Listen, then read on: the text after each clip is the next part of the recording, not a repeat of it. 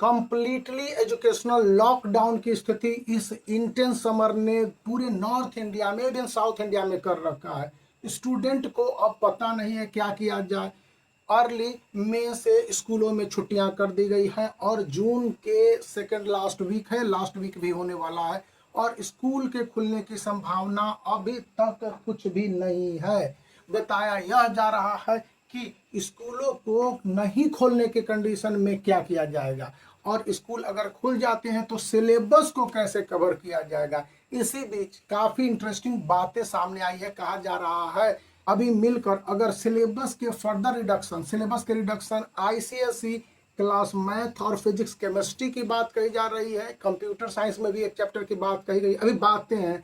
और कहा जा रहा है कि आईएससी के भी साइंस स्ट्रीम, कॉमर्स स्ट्रीम में सिलेबस के रिडक्शन के साथ ह्यूमैनिटीज में कुछ चैप्टर को रिड्यूस करने चाहिए नियरली सभी सब्जेक्ट में, क्योंकि अभी के समय में करीब 10th से 11th चैप्टर को अक्टूबर एंड या यूं कह लीजिए कि 15 नवंबर तक कवर करना पड़ना इस स्थिति में असंभव के कंडीशंस हैं स्कूलों में, जिसमें कि सभी स्टूडेंट समझ ले और चैप्टर को कंप्लीट कर लिया जाए।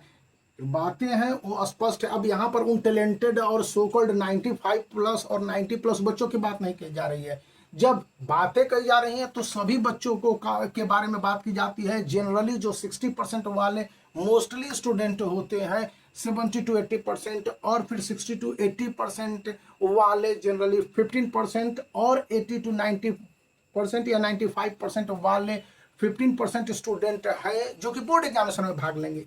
टोटल रेशियो तो यही आता है आईसीएसई एंड आईएससी के लिए। उनके लिए अगर सिलेबस में थोड़े बहुत भी चेंजेज होते हैं तो ठीक है, क्योंकि नवंबर के बाद फिर विंटर है तो फिर आपके प्रैक्टिकल है, प्रोजेक्ट है, एसयूपीडब्ल्यू के पूरे सिचुएशंस आ जाते हैं। इसी बीच में आपके एग्जामिनेशन 2 प्री बोर्ड एग्जामिनेशन है और उससे पहले सितंबर में फर्स्ट टर्मिनल एग्जामिनेशन या सेंटअप एग्जामिनेशन है 80 मार्क्स के। और पीरियोडिक टेस्ट की बात छोड़ दीजिए, अभी तक किसी भी स्कूल में कोई यूनिट टेस्ट या कोई पीरियोडिक टेस्ट ऑफिशियली नहीं हुआ है।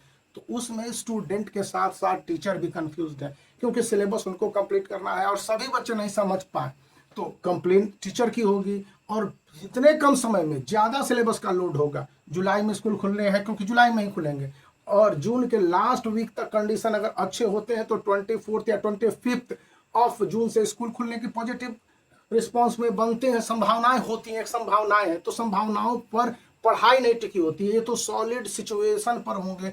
और इन बातों को लेकर टीचर्स हैं, फिर स्कूलों ने भी बातें की है कि बोर्ड एग्जामिनेशन के जो नए पैटर्न दिए गए हैं जिसमें कि एमसीक्यूज की संख्या को बढ़ाए जाने हैं, जिसमें कि analytical thinking, thought based, concept based या फिर पैसेज बेस्ड क्वेश्चंस की संख्या को 20% तक बढ़ा दिए गए हैं। फिर असर्शन एंड रीजन को इंट्रोड्यूस कर दिए गए हैं as per CBSE pattern. CISCE ने जिस तरह से नए इंट्रोडक्शन किए हैं, क्वेश्चन पेपर में चेंज किए, मार्किंग स्कीम भी पूरी तरह से नई कर दी गई है, तो उसमें स्टूडेंट क्या करे। मैं तो यहाँ पर यही रिकमेंड करता हूँ कि आप 10 ईयर्स को लगातार देखते रहिए, बनाइए नहीं, छोड़िए बनाने के बाद आप इसको चैप्टर वाइज देखते रहिए। मान लिया जाए आपके ये सब्जेक्ट हैं और इसके क्वेश्चंस आंसर देखने हैं तो एक बार आप आंसर्स को भी उलट कर देख लीजिए कि हाँ आंसर्स क्या होते हैं। फिर क्वेश्चंस को दोबारा देखिए कि किस तरह के क्वेश्चंस साइंस में पूछे जाने हैं और इस तरह से सभी सब्जेक्ट के 10 ईयर्स को जरूर देखिए और बनाने की कोशिश कीजिए जितने बन सकते हैं